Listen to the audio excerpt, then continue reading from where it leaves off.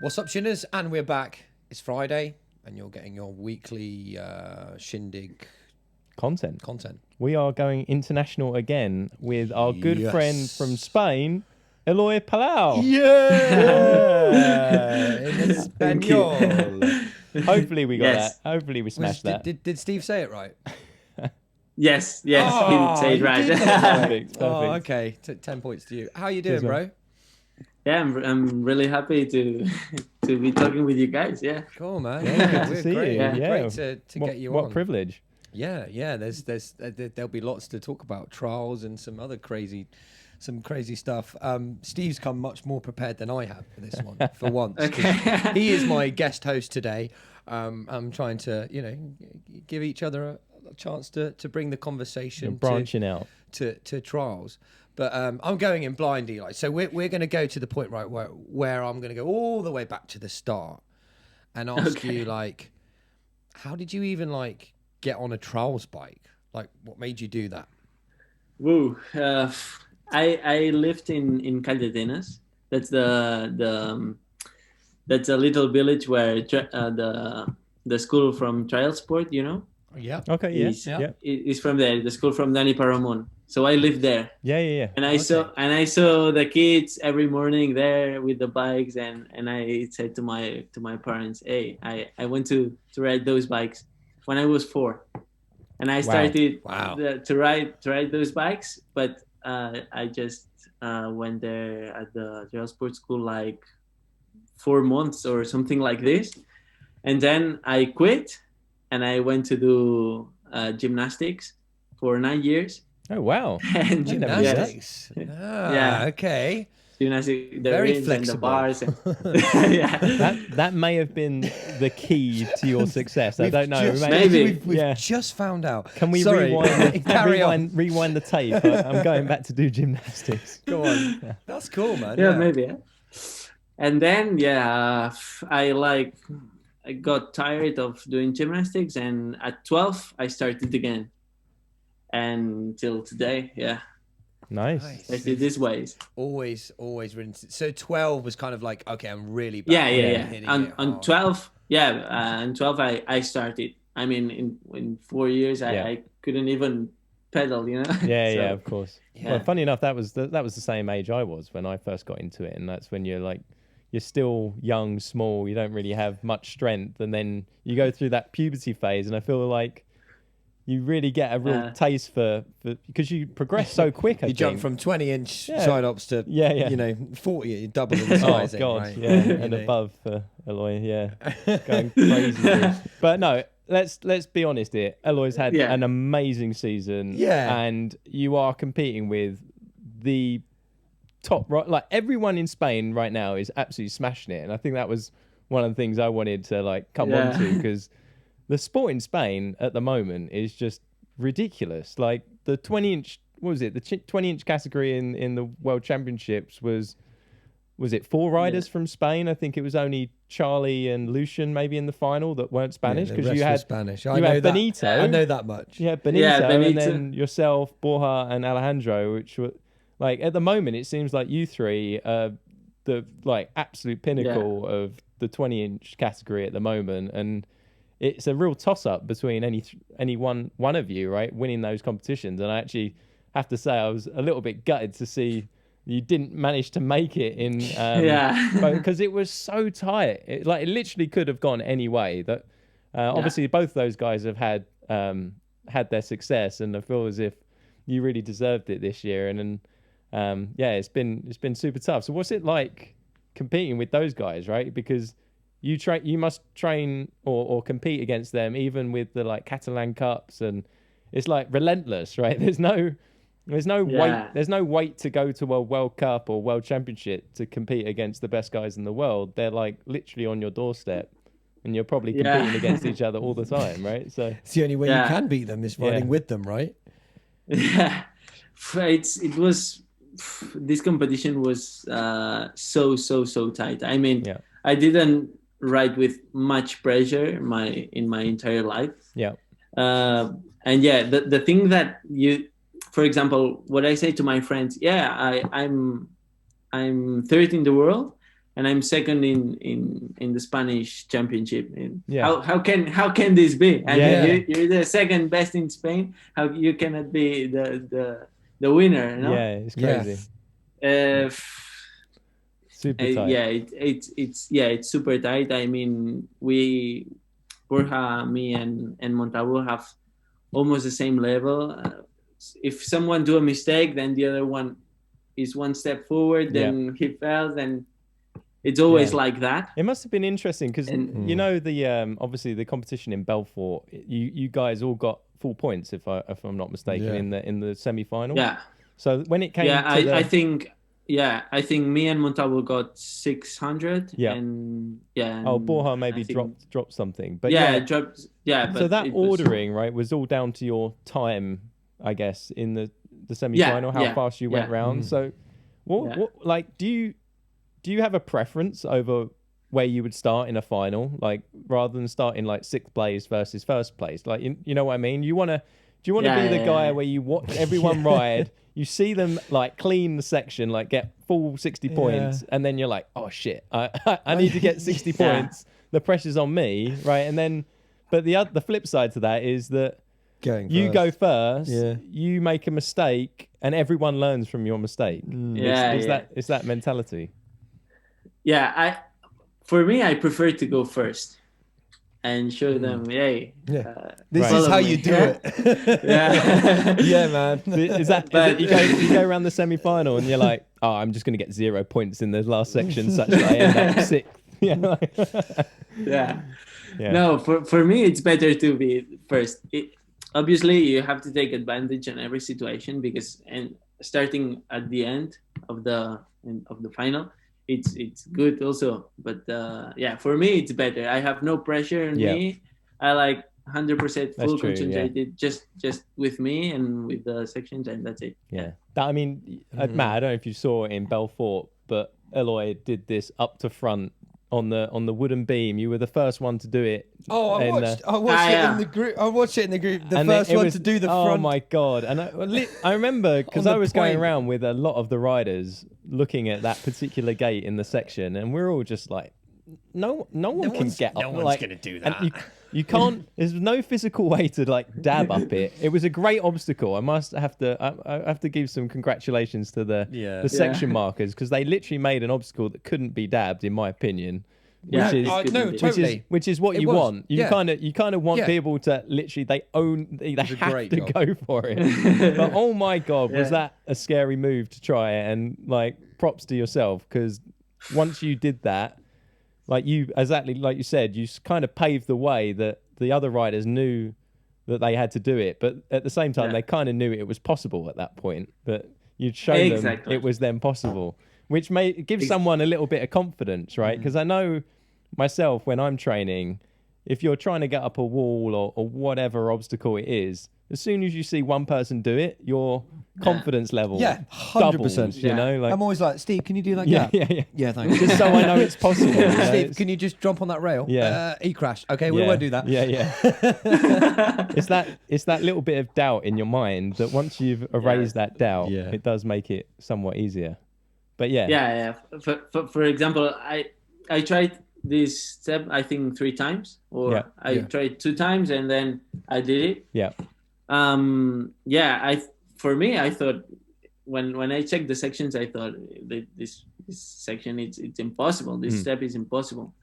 But then, I did it, and I think, then I lost a lot of time there. And at the end, I couldn't do the 60 points because of the time. And I think Montalvo took advantage of this. Because he knew I did it, so he can do it also because we have the same level. You know? So you did his practice tries for him basically. Exactly. So that in that instance, he actually benefited from being like last in terms of riding. Exactly. It was a crazy final. Actually able to watch it, you know. But an amazing season. I guess what we really need to come on to, and it's like the elephant in the room here, for anyone that didn't know about your unbelievably crazy accident that happened in Italy, in the It Italian was Dolomites, it was in right? the news and everything. It was huge, wasn't it? In It the was Spanish everywhere. news. a very big deal. Yeah. So yourself and Sergi, and I think you may have been with some other riders as well. Were you at this point? We were with Paul Terres. And, Oh yeah, of course. Yeah. I guess you And give another it, one give us, is Mark give us the Terol. full story for the listeners that haven't our trials heard. riders, friends. You know exactly. Yeah, you would have to go back to the beginning and walk us through what actually happened. You want me to explain you the whole story? Yeah, definitely. Yeah, Okay. I want to hear it. Yeah, we do. No, It's a we crazy were one. just we were just hanging on Monday because we had the flight in the night. And we went there and to the mountain. And you were me and hiking, Sergi right? went. Yeah, you went. Yeah, we were like hiking, walking in the mountain. Exploring, and then me and Sergi, we entered like a cave. We wanted to explore, you know. Yeah. And then Paul Terres and the other guy was up he continued walking and they were up the climb. And we entered there and we saw some kind of like old stuff, you know. I don't know what was it. And when we went out of the cave, the cave was little, so you went like crouched in. Yeah. And then I stepped on a rock with my hand, and it moved, and all I can remember is just a big blast. Wow. So you didn't pick it up, and you sort of it just as you were going through, it just happened so quickly. Oh right, wow. Yeah. I thought you'd actually literally picked up an explosive. That's what the media said. Right, this is why. Yeah, okay. Yeah. This is why we all should. We've come to the source to hear it, because now you've clarified. Yeah, it's like you picked up a grenade and you're like, oh, does this still work? Like that's kind of how they said the story. This idiot pulled out the pin on an old grenade. No. Yeah. Wow. Look, I remember when I woke up in the hospital and when I came home and everything, my father had all the newspapers and everything that with all the news. Crazy. And all the news were saying we're professional climbers and we took something. No. We break the ice and we took something of the snow. God. And then So completely and it was wrong. like, come completely on. wrong. Yeah. No, it just invented. Yeah. They That's it. That's like, it. That's come on. That's just that's the media, that's right? how the media work. Yeah, wow. they blow things out of proportion, make a story that can be completely false. Okay, that's interesting. So you but this part is pretty annoying. Yeah, of course. Yes.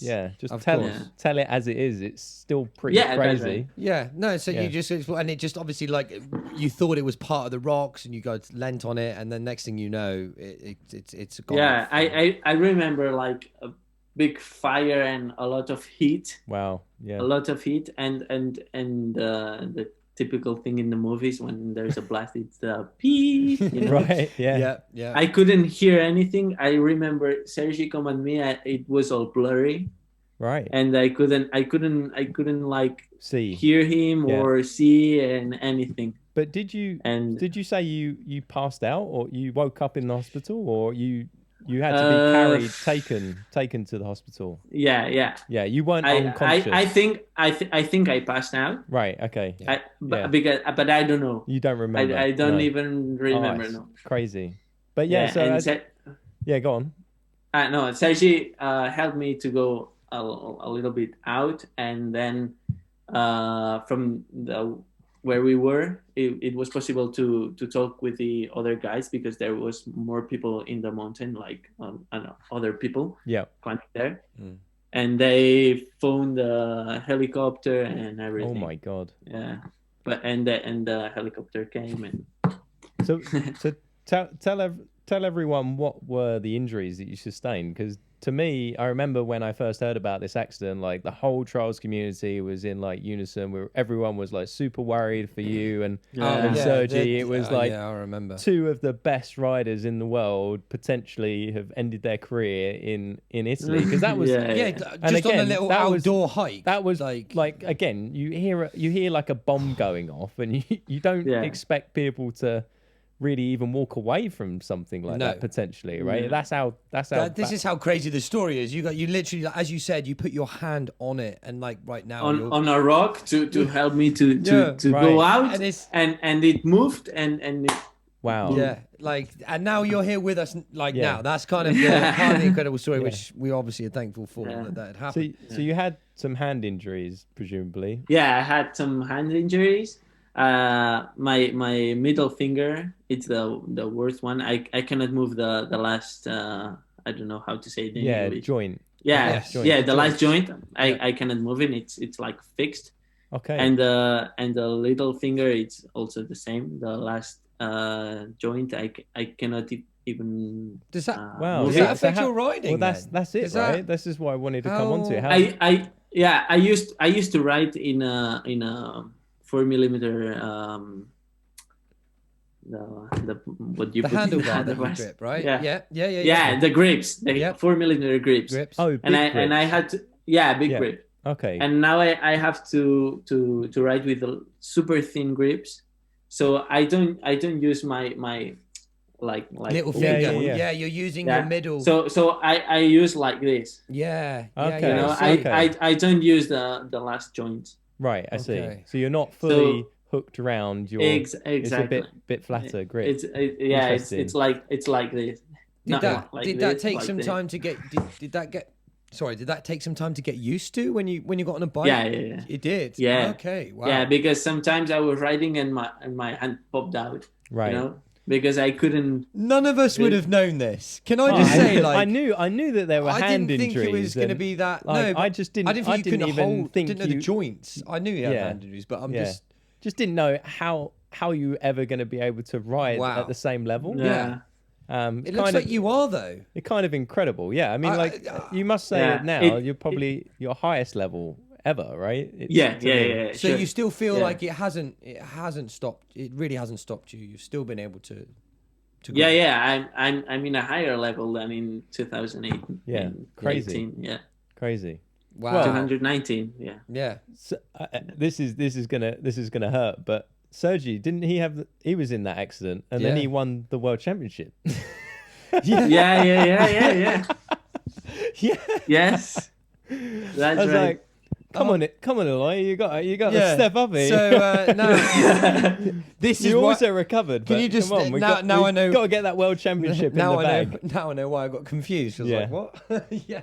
Wow. Yeah. So now you have to follow in Sergi's footsteps, right? Yeah. Yeah. I all tried for the to this taking. year, Yeah, but I couldn't make it. Oh, it's so tight, tight. All for the taking, though. All for the taking. And next year should be interesting. I know you've definitely beat those guys in some of the Catalan Cups, so it's hopefully it's there to be taken. It's difficult, but it's possible. Yeah. But it must be great, right? Yeah. That level, it is so competitive, because I think like we know Jack in the 26-inch category, it may be kind of boring for anyone watching. Yeah, it's like where you go to a World Cup. Okay, Jack first. Who's gonna be second? Who comes second, third? And unless he I don't know, gets a puncher or like something out of his control that throws the competition in. Yeah. But it's kind of crazy how dominant he is in that 26-inch class. But then for the 20-inch, it's now so competitive. And it's I remember so close. Watching it this year was so exciting. And the Spanish domination in the 20-inch category is unbelievable. You think of like Benito, how long he was at the top, and then it's crazy. Abel came in, and then no one could beat Abel, and then Abel thought, I've done this too much, I'm going to ride a big bike, give someone else a chance. And then we've got Thomas Pekaka and Dominic that are like, again, the real like powerhouses of the 20-inch. But then I think of yourself, Borja, and Alejandro, of just so super technical and still able to push on those bigger moves. And here in Spain, we focus a lot on the technique, not just the power. Yeah. I mean, the power, you can work on it, but if you have the power, but you have not the control or The technique to should control be that. before the power. Yeah. Is what you mean. Exactly. Yeah. Once you've got the technique dialed, what is so? As you're saying, like you're always working on the technique with your riders in Spain. What is your normal kind of training schedule regime? How do you keep on top of that? I try to ride my bike 5 days a week. Okay. And to the gym 3-4 times a week. Yeah. So Nice. what I do is on the bike, focus just on the technique, doing like little stuff, but really difficult. Certain moves. You know. Yeah. Technique. Yeah. Really edges and turns and this shitty things. Yeah. But that's it, right? Like I remember watching Alejandro. I think it was I guess it was back when we had the European Championship in Tuscany, sort of Italy. Ah, yeah. Yes. Yeah. And him just trying to turn round on a beam on the floor for like literally spent maybe 30 minutes practicing this just up and back wheel turning. Like exactly what you need to learn for a competition, and it's that type of thing that this makes the difference in these competitions when you have one shot to ride a section, and you need to kind of do it first time, otherwise you're going to miss some of the later gates. And this type of thing. Exactly. It shows how important it is. But yeah, I mean, in terms of the gym, I guess, how do you stop yourself fatiguing such that you then can't go out on your bike? You know, like, do you go in the gym and you lift heavy weights like squats, or none of this? Is it more endurance? I do endurance also with the road bike and everything. Yeah. But what I do in the gym is not heavy weights. It's explosive movements. Okay. You know, So for example, like Olympic weightlifting and Olympic weightlifting, but I do Olympic weightlifting. Yeah. But for example, the squats, I don't do normal squats. I always do like jumps with the bar, you know. Yeah, which makes for more example sense to me. with 30 kilos. Yeah. And that's it. And then I go as much fast as I can. Right. Yeah. And I jump. Yeah. You know. Because Then you get explosive power. You get explosive muscles. Yeah. And you're not getting bigger, you know. Right. Yeah, because that's why I've always scratched my head a little bit. These guys like, oh, you need to do really heavy squats, but then if you're doing it super slow and up again, you might be strong, but how you're not going to be able to move very quick. Yeah, exactly. That's not what you're actually doing. And then you just get big and heavy, right? I guess we're not sports scientists. We should probably know this better. Yeah. And I'm sure you guys, and I know you guys in Spain take it super seriously, and you have like all. But there's logic to that. I get what you mean. No, it's interesting, right? Because I think we've spoken to a few people now, just learning about, I guess, the life cycle group and what they're trying to do in terms of their training, and hearing from Nina about Jonas Friedrich and his school and all of these training plans. I think there needs to be this push to like a real professional guide in the trials community of like, if you want to get better at this sport, there's just these are the types of exercises you should be trying to train in. These are the things that are really going to help your riding, right? Because I think personally, it doesn't exist yet. Yeah, in the UK especially, right? I feel like we're a little bit dumb to it. We just get on our bikes and we definitely take the less serious side to it. But I think that's because if there was a serious side to it, we would. But it doesn't quite exist yet. Whereas you guys have you're touching base on that now. Yeah. No, what? Sorry, what it's super cool. I think. It's super cool what you guys are doing. Even I know we were chatting the other day, even talking about the timer that you use, the watch that you have attached to your bike, and I wanted to come onto this because again, there's not really a form of technology that people think of when they think of trials riding, like how things are going to help you in a competition, right? So, Eloi, in the World Championships and the World Cups, I don't know how long you've been using this, but the Garmin stopwatch attached to the handlebars on a special mount, such that it's really easy to see, and it displays your time, because especially when you have language barriers, like maybe English isn't your first language, or English isn't the first language of the observer.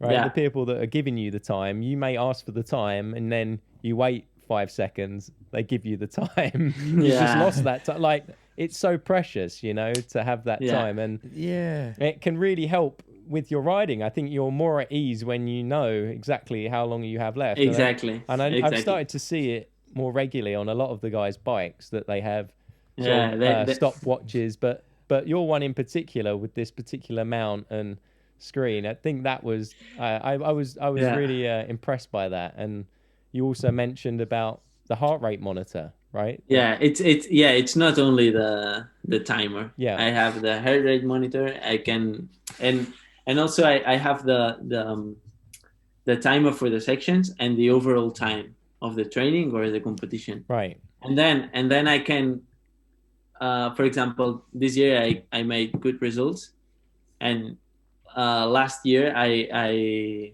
wasn't riding with the Garmin last year, Right. so I don't know the amount of hours I've put in. Yeah. But this year I know the amount of hours I put in, Okay. and I will compare it with next year. Yeah, right. I understand. Yeah, you You can know? improve. You can. So I mean, that's what number of data hours works. on the bike over a year. I mean, that I want to know what that number is, because I remember. Yeah, so I remember when It's- I I like that stuff too. Now, when now we that makes first me started want to having do that. those conversations, I remember. I think it was your chat with Andrew Chai, and he came up with some like crazy number, the number of hours that he's been riding, and it wasn't. It was just a guess, right? But now you have the real data there, which is so interesting, I think, and you can compare the data to your performance and Oh wow. Yeah. Yeah. Now I've just given me a little light bulb to be like, oh Yeah. man, yeah.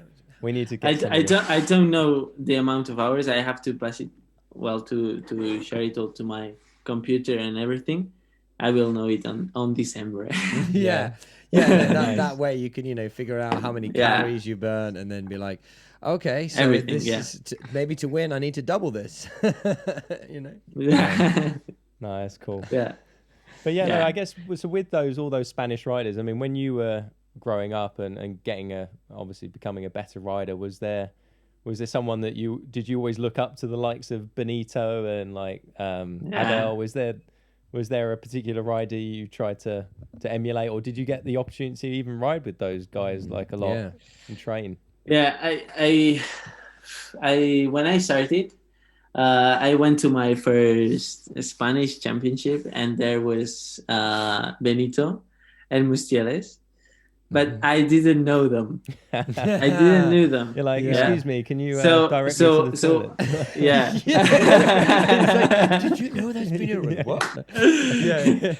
No, but when I went there, it was like, oh my god, these two guys are riding like ridiculous, and at that time I started following them and started talking to them and everything, and I was like, yeah, I want to be like Benito. I want to Yes. like him. I want to have his style in the bike and Yeah. everything.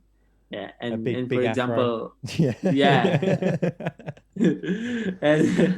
and then when I went to my first European Championship with them, it was like, oh my god, what am I doing here with these guys? You know? Yeah.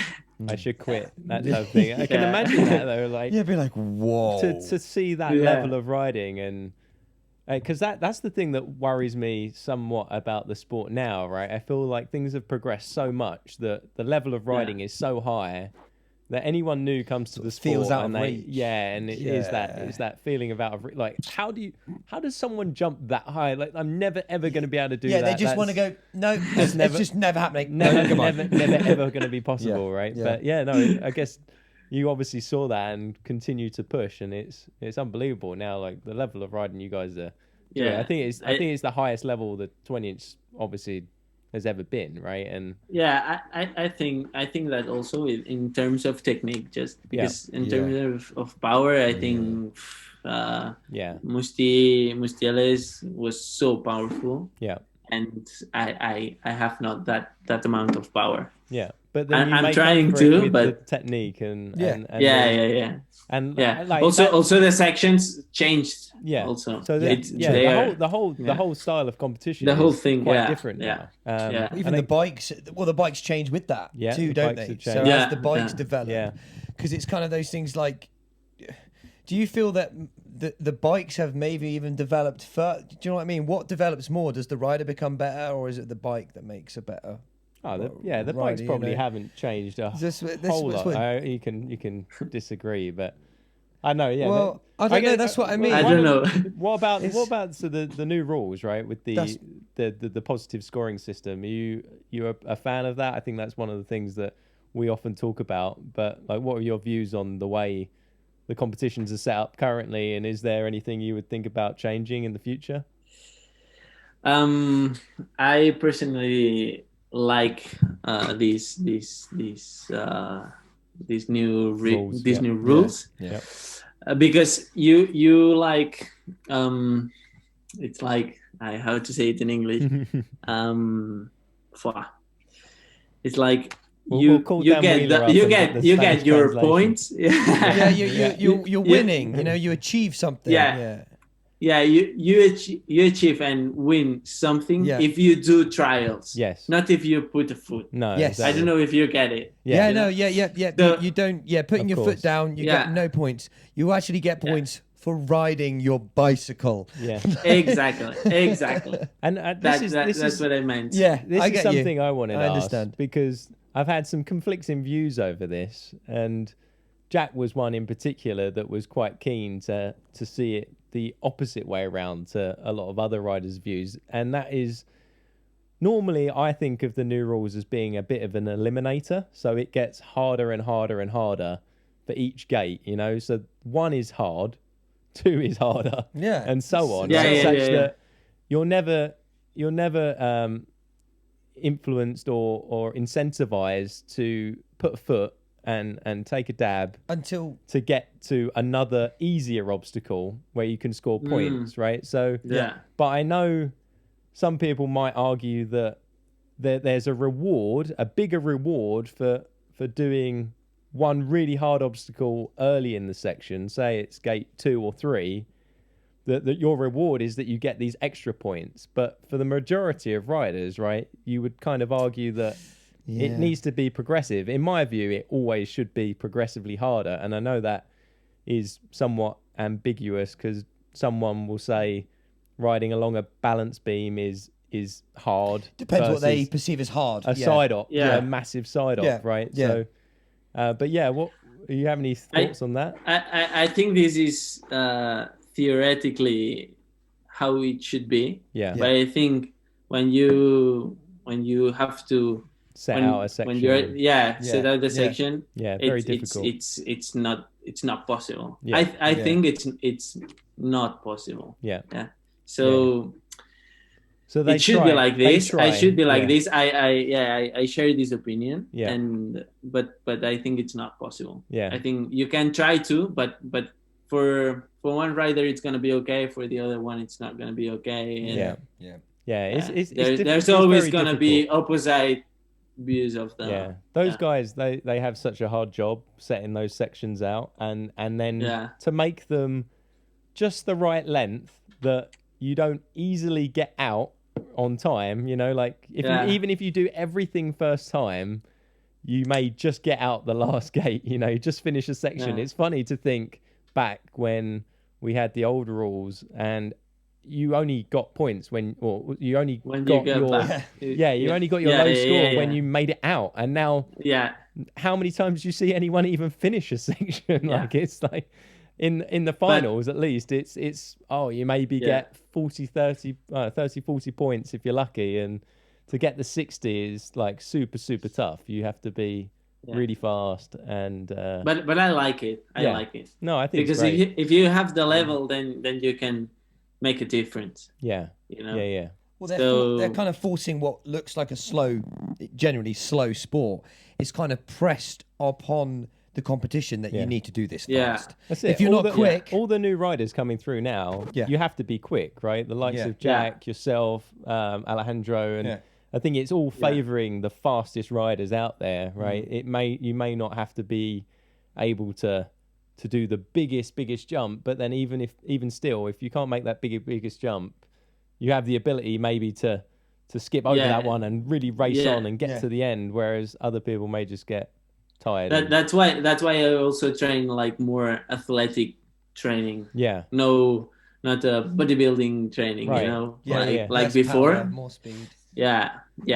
But what about you said obviously you were in gymnastics as a youngster. Do you feel like you benefited from that? Like flexibility, is that something that you guys think about in terms of training? Is there any form of like stretching routines that you guys do?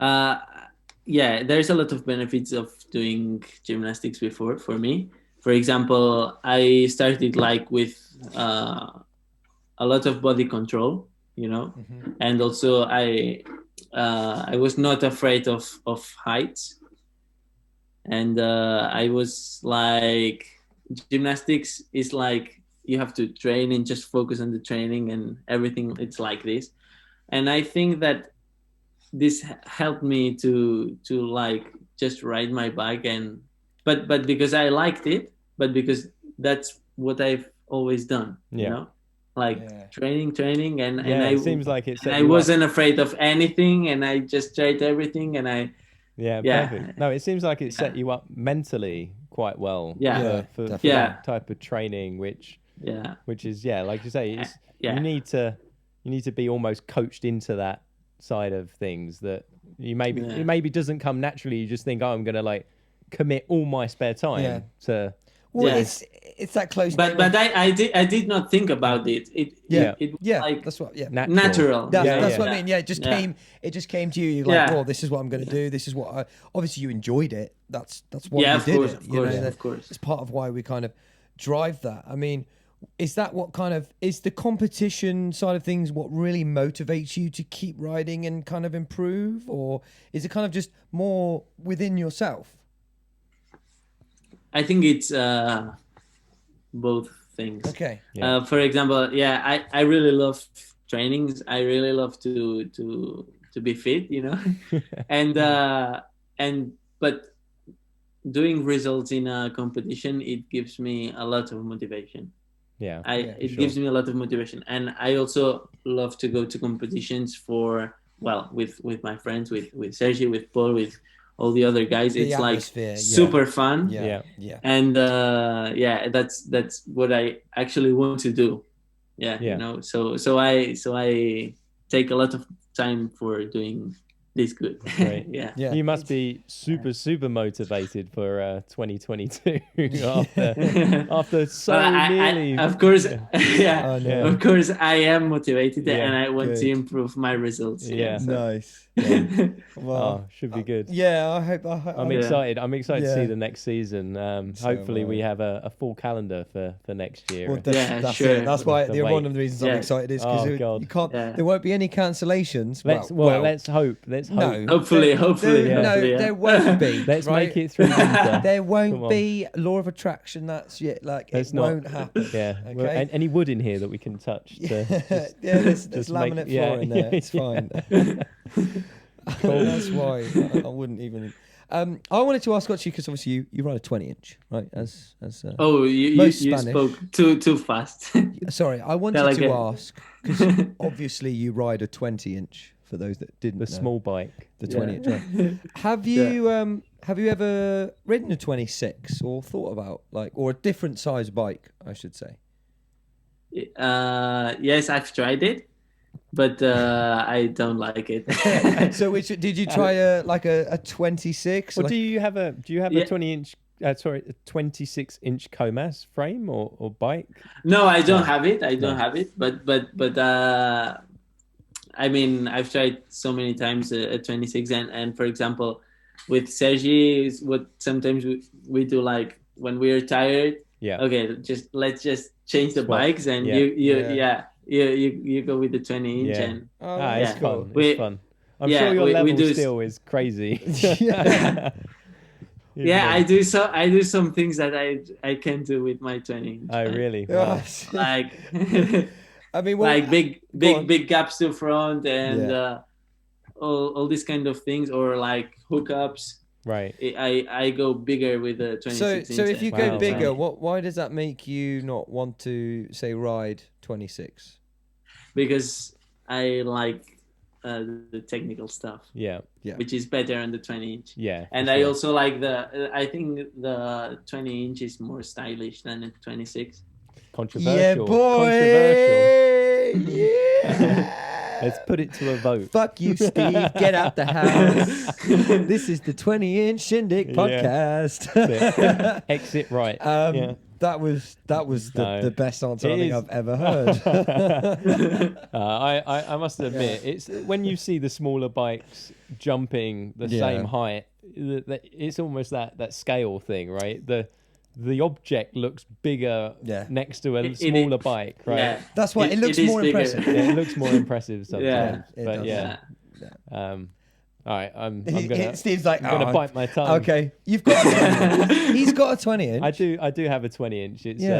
It's pretty shameful. I'm not gonna lie. Yeah, but you rode it. It doesn't come out very often. You did ride it like incredibly well. Oh, you actually did. Stop it. I will say that. As much as we've been mean to. All right. Well, we're almost there because I was like, there's a few. We'll go into like a real quick fire. You ready? Quick fire. Like I'm here to fire round. I'm here to police the quick fire round. We tried to do it with Nina, and it went. I think it lasted 30 minutes. That's good, right? That's good. That's on the lower end of the range. Yeah. No. True. Okay. So, a quick fire round. First question. Where's your favourite place in the world to ride? Catalonia. Catalonia. It's Okay, spoiled yeah. for choice over Yeah, there. I mean, right? you are in Spain. Yeah. Like, I think if we did a poll out of everyone that voted on this podcast for their favourite place to ride, Barcelona by far exceeded. And you know that everyone at the moment, like, it comes to the shitty weather periods of the year. Everyone goes to Barcelona. Yeah. Everyone comes here. Yeah. That's what we're everyone's booking. living in Barcelona. You had Rick Kakook that was here living in Barcelona for months at a time. Just to ride. Yeah. The same with like some of the other European We're talking riders. about going to Barcelona. Yeah. I mean, there's only 2 trips. We're going to the States for June for a trials trip and Barcelona. In 2022, that's all that's booked so far. Yeah, Sure there'll be more. it's not surprising that you guys have dominated. And thankfully, we had Jack in the 26-inch category in the World Champs this year, because otherwise it would have been a clean sweep of Spanish the UK riders. would be non-existent ridiculous without him. Oh, ridiculous to think. If he wasn't there, it would have been all 5 podiums. Right, so Spanish you're in the beautiful Catalonia. Yeah. In riding on all the amazing trials parks. There's all sorts of things to ride. I think we down know who he's with. there. Yeah. Who are the riders that you're with? Well, we know one. I know 2 at least. So who are you riding with that really gets you going and you love to ride with? With Sergi. Yeah. Sergi motivates me a lot. Yeah. He's really, I don't know how to say it. He just works a lot. And sometimes when I'm like, today it's not my day, I'm just gonna, he says, come on. Let's put the work on. And you need that, right? You do. Yeah. You 100% do. And where you feel like you can't say no to him. He'll make you feel super guilty. Okay. Let's go. Oh, but I'm tired. No, get on your bike. Yeah, that's it. Let's go. Yeah, I think we all need that, and sometimes it's only that that one that drives. So we sort of knew, but it's sometimes you need to hear it from from the rider themselves. What's that one move that you love to do? That one move. Bunny hop to front. Okay. Oh, right. Yeah. Which actually I think would pedal to front or bunny hop because we're getting the terminology perfect. No, it's bunny hop is no pedal. No pedal. Right? But bunny hop to front. Yeah. That's the first. I love it, but I'm scared of it. Yeah, that is, okay, there we go. I'm not surprised. What? Have you seen how high this guy jumps? But bunny... I did 163 bunny hop to front. So if you do the technique well, it's like you can go up everything. Sorry, Matt, how tall are you? I'm 5'11", not quite 6 foot. Oh, you need to put it in centimeters for the scale.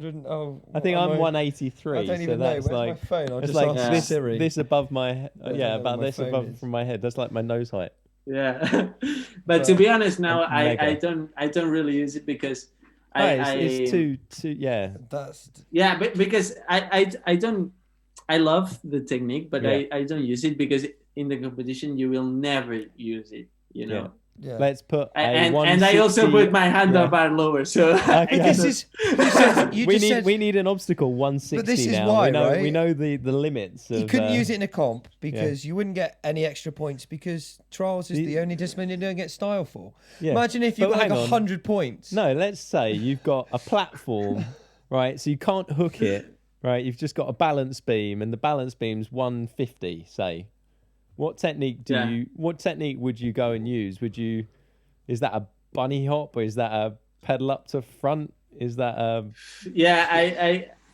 I would do pedal up to front. Yeah. But with when it's so high, I do pedal up to front with a 20-inch technique. Right. Not 20 technique. Yeah, super fast power. Yeah, explosive. it's more fast. Yeah.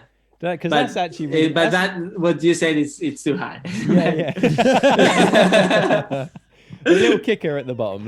Yeah. Yeah, That makes more then you're sense. flying. But that's actually really interesting, right? To think, Yeah. oh, if you had these types of obstacles and they were this height, have you got in your mind your like preferred technique for each sort of height? Like, I guess it always depends on run ups and this type of thing, and how much run up have you got? But yeah, is it like a default? Oh, always hook when you can, right? It's the static hook has become the preferred technique, it seems, whenever it's possible. But then when it's not possible, then it's like a pedal up to front or a bounce in and jump to front, and Of course, it depends on everything. Yeah, it depends yeah. on So the land. The obstacle, the run up. I cannot tell you. Yeah. Oh, I wish I could have broken it down into such simplistic terms. But I mean, incredible. Of course, that was actually probably the quickest quick fire round we've ever done on the Shindig podcast. Thanks, Steve, for helping us take a step forward into the right direction. Before we finish, of course, I've always got a couple of finishing ones. I think we know the answer to the first one. Who would you want to see on the Shindig podcast? Oof. You've already said his name, but you can say it again. Who said my name? No, I said you've already said his name. I'm saying who would you want to see on it? You may have already said it. That's what I meant. Call them out. If they're listening, you can say them, which means when I message them, they have to say yes. This is the idea. No, I would like to hear Benito. Oh, yes. We love Benito. We need to get Benito. Yes, he is. Yeah, I know. He is the absolute king, daddy, still going. How is he still riding? That's definitely the story we need to. And also take another name. Yeah, I would like to listen to Jack. Jack? Yeah, Jack Carthy. Yeah, have you not heard Jack? We've already done one. We did one with Jack. We did one. So I didn't hear. That's okay. That's fine because we're going to do another one. And next time, okay. Another one. Next time we're going to have subtitles. Right? Yeah. Okay. And we'll translate any. Yes, please, because any northern words we'll have to come up with the Queen's It's English. good. I've been waiting for someone. This is the first time someone goes, "Have you?" No, actually, no. It was the last one. They say, "Oh, this person." I'm like, "Yes, we've done them. That's okay." And they're like, "Oh, okay. Yes, let's go listen to them." There's one other person, but we will do probably another one with Jack where we want to get him in our vicinity. We definitely need to get a face to face. You know, like Jack. 4K, so you can really see his face. If you had one question to ask Jack, what would it be? What would it be? Yeah. Because this is something I should start doing that one. Because it's idea. obviously interesting to hear from like the best riders in the world, but then it's like what is would the they content? ask the best rider in the world? Yeah, exactly. Like best, you're like almost you're different categories. Yeah, go like, on. Let's Eloi. Let's see. What would you get to ask? What would you ask him? I really don't know. It could be something really fucking simple, man. Just like basic. Oh, I put him on the spot. How many hours? How many hours he put in every training? So training gym schedule, training. How many hours? Yeah. Give us the and what What is what the secret? he's no what he's thinking when he's in the section. Oh, okay. Oh, interesting. that's a good yeah, one. Yeah, All right. Well, yeah. We'll have to drill into that more. We may find those things out for you. Who knows? I'm definitely. Okay. I'm going to do full circle again because I've like got a new host who's probably more qualified than me. To be fair, I'm too excited talking to these guys. Yeah, this is like... it's what I mean. It's just what I needed. It's yeah. You've got to get involved with all the passionate riders. Thank you so much for speaking with us today, man. Like, I know it's. I'm sure you've had a busy schedule. And kept you up late. We kept. Yeah, I was actually about to say. I'm sure it's but late evening. It was in not London. a problem. No, this is the. Yeah, because here now it's 1 hour later than exactly. in London. Yeah. We know. So we're like, I've just noticed. Have you noticed the trial sport sticker on behind Eloi? Yeah. I thought I recognised that happy face. It's here like 10 years or 10 years. I was thinking like that. Yeah. That could be old. Oh, look, stick about. Excellent.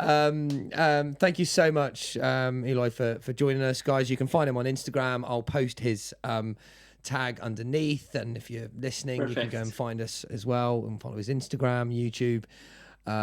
Definitely keep an eye on potential lots to come. New winner. I'll do it. Watch out. Yeah, watch out. You know, he's got another podium to make, I'm sure, after his accident.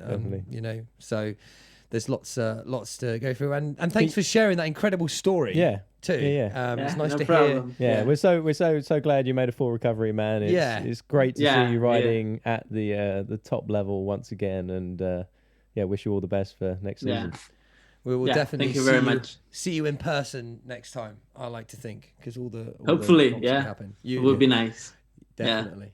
All right, people, have a great evening. We have been the Shindig podcast. My name is Matt Pengelly. I'm Captain Crash, Steve Rogers.